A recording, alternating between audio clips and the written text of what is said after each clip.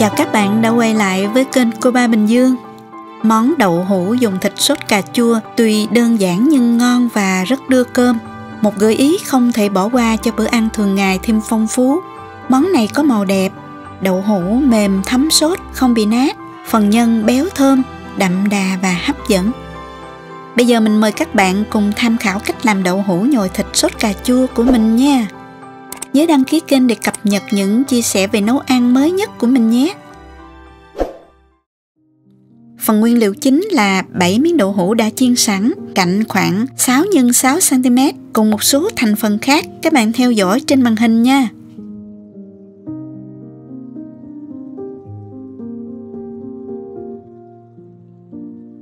Thịt xay các bạn nên chọn nạc dăm có một ít mỡ, giúp phần nhân béo ngon và không bị khô. Các bạn có thể xay hoặc băm tùy thích. Mình sẽ thêm một ít tôm tươi để phần nhân thêm ngon và có độ kết dính. Nói chung là phần nhân nhồi vào đậu hũ, ngoài thịt xay, các bạn có thể thêm vào các nguyên liệu khác như tôm, cá thắt lát, nấm tùy thích nhé. Đậu hũ mua về các bạn nhớ rửa sạch nha.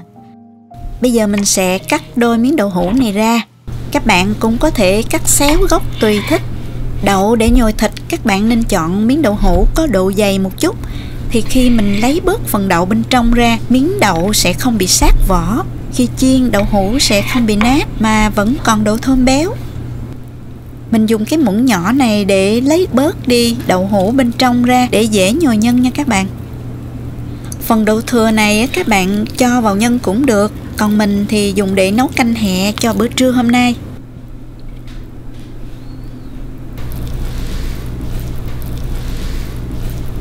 Mình đã sơ chế xong phần đậu hũ.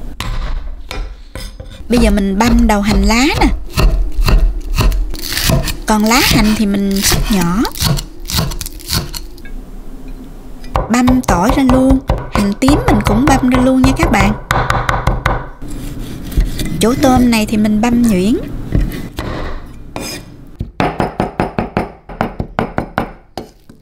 Phần thịt và tôm này bây giờ mình sẽ ướp sơ một ít gia vị, gồm nửa muỗng cà phê hạt nêm, 1 muỗng cà phê đường,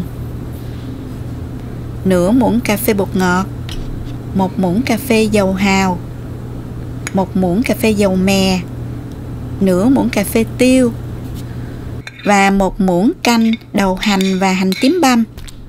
Xong rồi các bạn trộn đều lên cho thịt thấm gia vị. Nhớ là phần nhân chỉ ướp nhạt thôi, vì chút nữa mình còn áo sốt nữa nha các bạn. Tiếp theo mình sẽ nhồi đậu hũ luôn nè. Hơi ém một chút để phần nhân được bám chặt. Như vậy khi chiên nó sẽ không bị rời ra. Các bạn cứ nhồi tương tự như vậy cho hết phần đậu hũ và nhân này luôn. Với lượng nhân này thì mình nhồi được khoảng 14 miếng đậu hũ như vậy nè. Nhồi xong rồi mình chuyển qua bước chiên đậu luôn nha. Cho dầu vào chảo nhiều một chút, để khi bạn bỏ đậu hũ vào nó sẽ ngập khoảng nửa miếng đậu hũ là được nha các bạn. Khi dầu đã nóng, mình cho đậu hũ vào chiên nè. Nhớ dùng chảo lớn một tí, chiên sẽ nhanh và tiện hơn.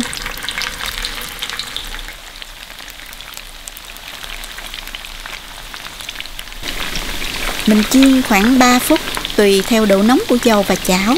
Khi các bạn thấy mặt dưới săn lại thì mình trở qua mặt bên kia. Phần nhân bên trong cũng vàng và chín kỹ nha.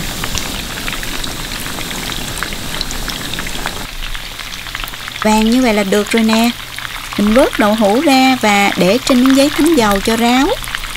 Thời gian chiên khoảng tầm 15 phút đó các bạn. Bây giờ đến phần làm sốt cà chua.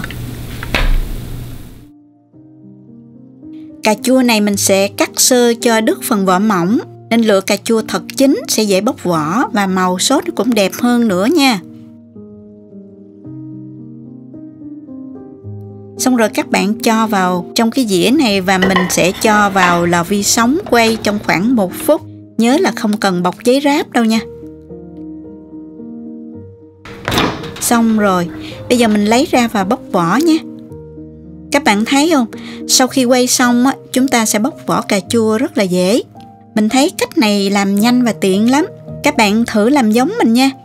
Ngoài cách này, ai không dùng lò vi sóng có thể cho cà vào chần nước sôi một chút hoặc nướng trên bếp cũng được. Xong rồi bây giờ mình cắt ra nè. Bỏ bớt hạt cà đi cho đỡ chua. Sau đó mình sẽ băm nhuyễn chỗ cà này luôn. Nếu thích các bạn có thể xay cũng được.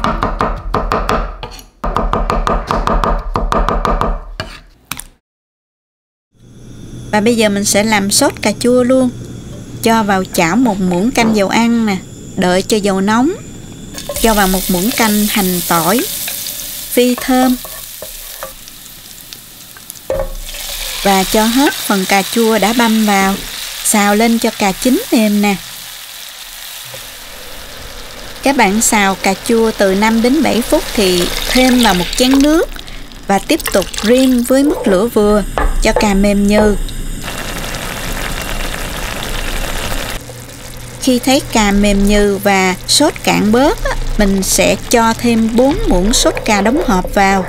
Mình kết hợp hai loại như vậy thì món ăn sẽ rất thơm ngon và lên màu đẹp nha các bạn. Mình cho thêm vào nửa chén nước nữa. Khi sốt sôi trở lại, các bạn cho lửa nhỏ xuống và nêm vào lượng gia vị gồm có nè: 1 muỗng canh hạt nêm, 2 muỗng canh đường, 2 muỗng canh nước mắm, 1 muỗng cà phê muối và nửa muỗng cà phê bột ngọt. Nếu mà bạn nào không dùng bột ngọt thì mình không cho vào nha. Các bạn thử lại và nêm nếm cho vừa khẩu vị gia đình nhé. Khuấy đều lên cho gia vị tan.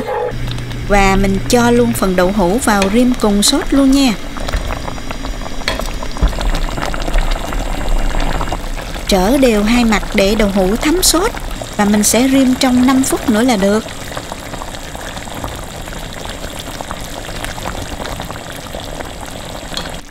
Xong rồi các bạn. Cuối cùng rắc thêm một ít tiêu. Cho một chút hành lá cắt nhỏ cho thơm nè. Hoàn thành rồi các bạn ơi. Mình trình bày ra đĩa và dùng thôi. Thơm quá. Chỉ tốn chút xíu thời gian với nguyên liệu đơn giản là đã có ngay món hấp dẫn cho bữa cơm gia đình rồi phải không nè? Mình thử nha. Mời các bạn.